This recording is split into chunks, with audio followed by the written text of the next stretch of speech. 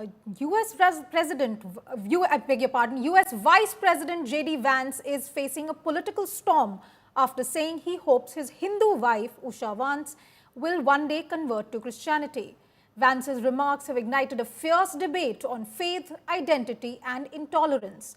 The Vice President insists his children are being raised Christian, but that sharply contrasts Usha Vance's earlier comments on raising them in an interfaith home. This is more in our next report.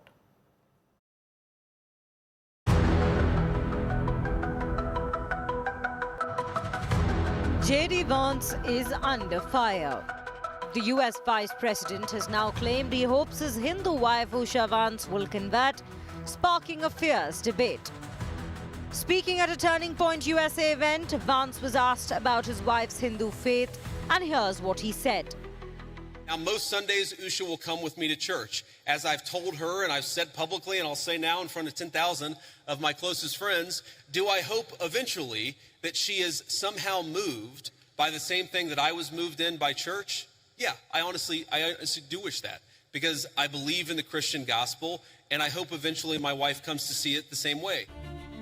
Vance also confirmed that his 3 kids are being raised as Christians and attend a Christian school.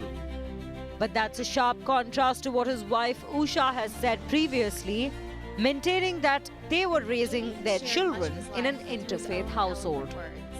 At the time when I met JD, he wasn't a Catholic. He converted later. And when he converted, we had a lot of conversations about that, because it was actually after we had had our first child. We had to have a lot of real conversations about how do you do that when I'm not Catholic and I'm not intending to convert or anything like that. So I actually think it was really helpful. Interestingly, Vance previously credited Usha's Hindu faith in helping him find Christianity.